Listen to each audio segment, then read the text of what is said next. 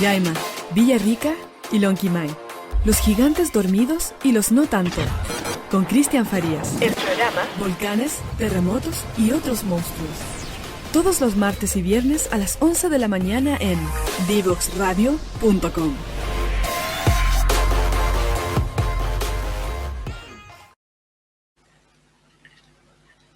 Estamos de vuelta en Frecuencia Memética en Divox Radio.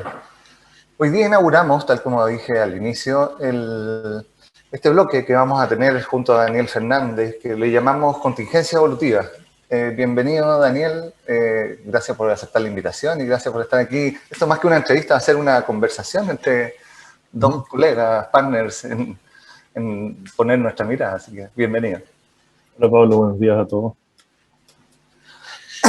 La idea precisamente con que queremos poner es poder mirar, tal como decía, ciertos fenómenos que están sucediendo, cierta contingencia, desde la perspectiva memética, desde la perspectiva paradigmática evolutiva. Así que vamos a estar estos dos bloques conversando sobre eso, sobre dos temas que a nosotros nos parecen relevantes y por ahí va a ir la conversación de hoy.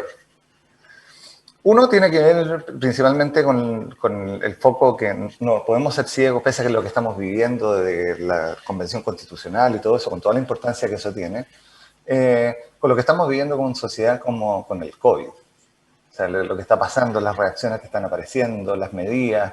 Estamos en este momento como con un pic que es más alto que el más alto de los pics del año pasado. Hemos visto y probado medidas que hemos visto su efectividad o no efectividad. Ayer una persona conocida posteaba que su marido es médico. Acababan de sacar a una persona que la habían estado internada por COVID y sale se recupera y le dicen, bueno, ahora tiene que vacunarse. Dice, no, yo estoy en mi derecho a no vacunarme, yo no creo en las vacunas. Estamos enfrentados a ese tipo de cosas. Entonces, ¿cómo lo ves? ¿Cuáles son las reflexiones que han ido apareciendo? Mira, como el objetivo de esta sección, de estos programas, va a ser analizar la contingencia desde un punto de vista evolutivo. Nuestro objetivo, entiendo, es darle perspectiva a estos fenómenos, no quedarnos, ¿no es cierto?, con lo que sucede el día a día sin interpretación. Y ahí quiero tomar un poco la forma en que ha tomado este proceso, partiendo por un inicio en que teníamos gran confusión, no sabíamos qué estaba pasando, y nos comprábamos hasta teorías conspirativas, y actuábamos un poco por impulso, por falta de información y por necesidad de sobrevivencia, pero también buscábamos conectarnos con nuestros seres queridos, amigos, etcétera, en una situación de protección, en un espacio que nos diera seguridad.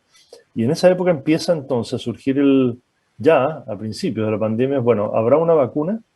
Y había gente que decía, no, esto toma 3, 4 años que haya una vacuna, y después había algunos que confiaban en la ciencia y decían, bueno, en un año vamos a tener una vacuna, cosa que sucedió. Y esas personas pensaban que con esto se solucionaba el problema, porque la ciencia resuelve las cosas. A medida que pasó el tiempo y se demoraba, ¿no es cierto?, la famosa vacuna, empezaron a aplicarse ciertas restricciones de orden, porque al final había que la sociedad, ¿no es cierto?, estructurarlo de una manera diferente. Teníamos que cuidarnos, teníamos que mantener distancia, empezaron a aparecer las cuarentenas, las que hoy día son bastante imposibles de controlar. Junto con ese orden surgía la necesidad de solidarizar con los profesionales de la salud, con quienes están enfermos, intentar colaborar entre nosotros, porque el orden no es suficiente, un carabinero al lado de cada persona no era suficiente. Y esa solidaridad se ha ido relajando también. Entonces, lo que sentimos es que en algún momento vimos la luz al final del túnel, cuando empezaron a vacunarnos, ¿no es cierto?, y parecía declinar la situación, pero hoy día tenemos una mezcla de todos estos conceptos que están enredando el panorama, ¿no es cierto? Muchos quieren orden, pero el orden ya no se respeta. Muchos confían en la ciencia, pero la ciencia lo que hizo fue poner la vacuna, pero no resolver el problema, porque sabemos que nos seguimos contagiando. Y por otro lado, la solidaridad está flaqueando un poco, y empiezan estos planteamientos como el que dices tú, que a mí me parece correcto desde el orden. Es decir, si tú no te vacunas, no quieras ser prioridad en un servicio de urgencia. No solo por el COVID, sino porque estás desplazando otras posibilidades de atención. Pero por otra parte, también del punto de vista humano, y de la diversidad, uno podría decir, bueno, pero la gente tiene derecho a elegir si vacunarse o no. Entonces, están chocando ahí dos conceptualizaciones, dos sistemas, ¿no es cierto? El de cierto orden y cierta estructura y ciertos derechos, por así decir, versus ciertas diversidades que tienen su propia, que se sienten en sus propias libertades. Está difícil solucionar ese enjuague, digamos, esa licuadora. Y eso, ese choque paradigmático que tú dices, como que de alguna forma nosotros lo vimos en perspectiva cuando escribimos La Nueva Élite, que lo que está sucediendo en este momento al final es que están distintas olas paradigmáticas al mismo tiempo sucediendo y que muchas de ellas entre sí son en oposición, la del orden contra la de la ciencia, la de la sensibilidad contra la del orden, la de la seguridad en la pertenencia versus la del poder, y que es un fenómeno como humanidad y un fenómeno social que es relativamente reciente en nuestra historia evolutiva, digamos. O sea, durante mucho tiempo habitamos en una ola paradigmática, en dos olas paradigmáticas, pero ahora hay 5, 6, y el COVID, tal como lo pusimos en el invisible, fue un catalizador, de alguna forma, de aquí se necesita una forma de gestión nueva, porque además de toda esta tensión que tú estás describiendo, está la tensión de, bueno, cómo se aborda esta problemática desde la perspectiva global, porque no basta con cerrar fronteras, no basta con que nosotros tomemos unas medidas, o ¿qué es lo que ha pasado? No basta con cerrar un barrio y dejar abierto otro, digamos. Entonces, como en esa sopa, en esa torre de Babel que empieza a suceder cuando empiezan a haber infinitas creencias al mismo tiempo sobre el fenómeno, muchas de ellas que no requieren fundamento, que solo requieren emocionalidad para ser sostenidas, nos empezamos a encontrar como con las decisiones respecto al bien común. Y en ese espacio de decisiones del bien común, ¿a quién escuchamos? O sea, vemos que hace poco, no sé, pues, el colegio médico se retira de la mesa porque dice que no estamos siendo escuchados. Y que tiene que ver también con las lógicas de poder, del impacto, de cómo hago esta ecuación de que la economía no pare, pero que la gente no se enferme, pero es una ecuación compleja de resolver, no es nada fácil de resolver, digamos. Y más todavía con todos estos sistemas de creencias de las personas operando al mismo tiempo, en los que, claro, yo veo aquí desde Valparaíso, como ponen una restricción y es como si no hubiera nada, digamos. Entonces, vamos comprobando y fundando que las medidas son inefectivas, entonces, vamos generando un caldo que es más difícil de resolver cada vez. Claro, porque lo que acabamos de decir antes, respecto a los diferentes paradigmas que van actuando, tampoco son rígidos en las personas, van evolucionando. Puede que yo me haya querido, entendido el orden y someter al orden, pero ¿sabes qué? Me cansé. Entonces empiezo a reaccionar de forma impulsiva, a través de un sistema de paradigma diferente, ¿no es cierto?, que el de poder, el de fuerza-poder. Puede que haya querido ser solidario, pero veo que los otros no son solidarios. Por lo tanto, empiezo a actuar de una manera más individualista, ¿te fijas? Entonces, estos fenómenos van sucediendo a la medida que la crisis también va sucediendo y va tomando un cierto tiempo. Ahora, tomando lo que tú dices, nosotros veníamos en una deriva evolutiva, con cambios profundos de la revolución industrial a la era cognitiva, y lo que sucede, ¿no es cierto?, es que el virus lo que viene a hacer es acelerar un poco ese proceso y hace emerger desde la crisis varias visibilizaciones. Una, por ejemplo, es lo que planteamos en el libro Invisible, veníamos planteando antes, pero es la desigualdad. La pandemia exhibe y pone, ¿no es cierto?, una radiografía sobre la desigualdad muy, muy fuerte. El virus no es igual para todos. El virus afecta de manera distinta. Eso por el lado de las personas. En segundo lugar, la dificultad de gestionar crisis desde el punto de vista de los gobiernos y las instituciones, porque si no contamos con la colaboración de las personas, aquí no hay forma de resolver. Mientras se ha impulsado el individualismo y la competencia y el cada uno se rasca con sus uñas, bueno, no me pidas ahora, ¿no es cierto?, que colabore y que siga reglas. Entonces hay una estructura social que dificulta, o de paradigmas que dificulta la gestión de la crisis. Y en tercer lugar, lo que tú planteabas también surge con una fuerza pero tremenda, la necesidad de una gobernanza global, al menos en estos temas. Es decir, surge la necesidad de lo holístico como un imprescindible para poder gestionar las cosas. Nosotros no sacamos nada con llegar a la inmunidad de rebaño, como se llama, que parece que ya no va a existir como tal, Si luego en los países limítrofes, digamos, Perú, Bolivia, por ejemplo, la situación no mejora. Entonces, es evidente que esto no tiene solución local, tiene solución global. Sin embargo, los gobiernos y los países no están siendo capaces de establecer esas coordinaciones y esa solidaridad es necesaria. Y también algo que aparece tiene que ver con precisamente desde estas miradas paradigmáticas, como son las ciegas de cada una de estas miradas, porque, y que es precisamente lo que en esta perspectiva más holística, en esta perspectiva más integral, logra ver como, bueno, necesitamos, la ecuación es más compleja, no es solamente en algún minuto alguien dice como, bueno, aquí se va a tener que morir gente y como es un dato de la causa, digamos. ¿Ya? Dentro de la lógica de la producción, la gente tiene que seguir trabajando, si se muere gente, bueno, será parte del costo. Y que viene de una ceguera paradigmática. Lo mismo que cuando aparecen como, no sé, solo va a servir el orden y va a servir la verticalidad, entonces lo que necesitamos es más gente fiscalizando. Y desde esa perspectiva empiezan a aparecer miradas que ya están hace mucho tiempo dando vuelta, pero que no son tomadas, digamos, como la mirada de la prosocialidad de Elinor Ostrom o el empujoncito que habla Richard Thaler en su visión económica, digamos, como, y que me aparece en una conversación que tuvimos sobre el tema del carné verde. Bueno, ¿cuáles son los empujoncitos también que se pueden dar, de alguna forma, para que el habitante vaya tomando decisiones que impacten en el bien común, que impacten, porque esto es algo que no se soluciona desde la lógica del individuo que se salva a sí mismo? En ningún caso se va a solucionar así. Claro, porque el ejemplo que tú das al principio lo muestra. Es decir, yo quiero ser libre de tomar mis decisiones, perfecto, pero cuando necesito el sistema, entonces recurro al sistema.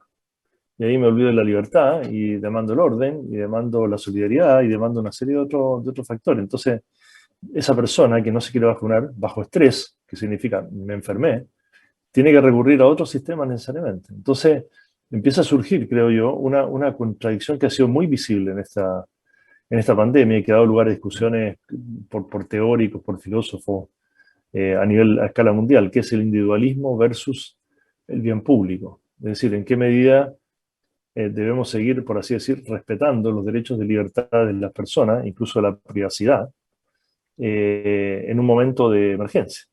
Por ejemplo, no quiero que sepan mi ubicación, ¿no es cierto? Y tampoco quiero que en Uruguay, por ejemplo, hay un software que si tú te aproximas durante más de 3 minutos, menos de 3 metros, con personas, voluntariamente, los aparatos celulares detectan esa conexión y la dejan registrada en un sistema que luego se borra con el tiempo. Y tú puedes entonces, si tú te enfermas, el sistema sabe quiénes estuvieron a tu alrededor. Entonces la trazabilidad es automática. Bueno, cuando yo se lo he planteado a estas autoridades en Chile, he dicho, pero ¿cómo es esto una aplicación? Además es voluntaria. No, es que subir la privacidad. Claro. Bueno, si la privacidad y el individualismo está por encima del bien público de la pandemia, yo creo que estamos en una imposibilidad de salir. Con esa restricción, es una dificultad muy grande de salir del problema. Es que precisamente como ese pendular de lo colectivo a lo individual que va sucediendo en las olas culturales, en las olas paradigmáticas, la que va, va poniendo el foco en uno u otro lado, como dando la responsabilidad o al colectivo o al individuo, sin mirarlo como un fenómeno integral, digamos. O sea, como colectivo y individuo son parte de una misma cosa. Como tendemos a entendernos como separados de como lo que está sucediendo en el medio, hablamos del medio ambiente, pero resulta que nosotros no existimos si no estamos acoplados en ese medio ambiente, digamos. Y lo que está sucediendo en este momento es que el comportamiento individual en el contexto en el contexto, digamos, de una pandemia o algo por el estilo, digamos, no es suficiente la escala mirar al individuo para poder mirar el problema. O sea, es un tema de cambio de escala. No lo podemos dejar a la conciencia del individuo en una cosa que está permanentemente en acoplamiento con el impacto social que tiene, porque estamos metidos en un medio social. Entonces, esa conversación termina cayendo en una conversación ideológica de la libertad individual por sobre las otras cosas. Pero, ¿qué es esa libertad individual sin el contexto social desde donde opera, digamos? Y que lo podemos ver, no sé, cuando hablamos de la meritocracia, cuando hablamos de esos otros temas en el libro, digamos. No son per se algo que pueda, no existe el individuo solo, digamos, ¿no? Claro, pero si tú ves, a pesar de eso, que uno podría pensar que es obvio, digo, en la Revolución Industrial el pienso, luego existo, de Descartes, ¿no es cierto?, fue el elemento marcador de cómo yo me relaciono y me siento respecto de mí mismo con el mundo. Y resulta que yo puedo pensar mucho solo en mi guarida, o en donde sea, o en mi habitación, pero con ese pensar no existo si no existen los otros. Entonces, hoy día podríamos decir, otros existen, luego yo existo, ¿no es cierto? Yo soy en la medida en que me relaciono con otros. Y la relación que establezco con esos otros es la que marca, ¿no es cierto?, el tipo de sociedad o de convivencia que tenemos. Entonces, por eso el individualismo yo creo que ha causado un daño muy, muy grande, y la competencia a su vez, porque en tanto individuo buscamos mejores cosas que el resto y competimos. La competencia en ciertos ámbitos es un incentivo, pero en esto no. En esto no, o sea, aquí no se puso vacuna y se licitaron públicamente las vacunas a ver quién tiene disposición a pagar por las vacunas. No, aquí se identificaron sectores más vulnerables y el resto respetó que, bueno, que esos eran sectores más vulnerables para vacunarse. Y eso es un enfoque colectivo, un enfoque de bien público. No hay nada más importante desde el punto de vista del bien público que la salud. O sea, digo, la salud no se puede manejar en forma individual en una pandemia. Es ridículo, es completamente ridículo. Se llama pandemia.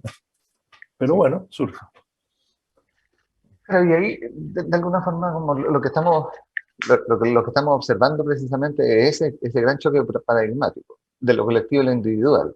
Pero llega un momento en que también el enfoque colectivo termina, cuando caemos en que lo colectivo es que todos somos legítimos otros y por lo tanto vemos el mundo como cada uno lo ve y tenemos, por lo tanto, somos nuestro derecho válido de mirar el mundo así, también empieza a aparecer en lo colectivo una masa que es un tapón, muchas veces evolutivo, que tiene que ver con, bueno, a mí nadie me dice lo que tengo que hacer. Yo tengo mis propias creencias, mis propias convicciones, entonces ya me voy a internar para que me curen del COVID, pero no estoy dispuesto a vacunarme porque yo no creo en las vacunas. Entonces, y ahí ya ese colectivo empieza a ser un poco, esa mirada colectiva empieza a ser un poco disfuncional. Y es, por así decir, podríamos decir, el posracionalismo viene después del pienso luego existo, por lo tanto es más evolucionada que la otra, entonces es más poderosa de desmontar y activa comportamientos individualistas duros, digamos, como bueno, yo soy un legítimo otro, así que como en mi legitimidad hago lo que quiero. Y ahí es donde entramos en esa tensión.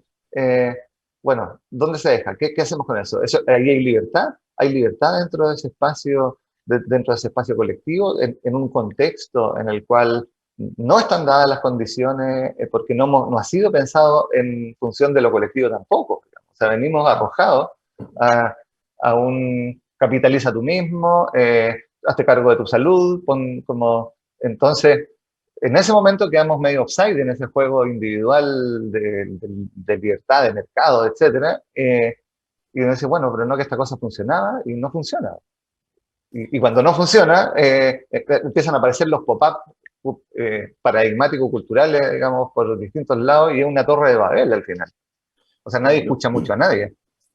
Bueno, esto lo hemos discutido mucho tú y yo, pero para compartirlo con los amigos que nos escuchan, que nos ven, el paradigma de solidaridad o colaborativo o de sensibilidad respeta al otro como un legítimo otro en su diversidad y recoge todas las diversidades, por así decir, porque no hay ningún ser humano que sea más válido que otro, ni un pensamiento que sea más válido que otro, y por lo tanto todos son legítimos. Y eso es un gran avance en la historia de la humanidad, es realmente un gran avance, es un reconocimiento, como digo, como decía Humberto Maturana, del otro como un legítimo otro en la convivencia.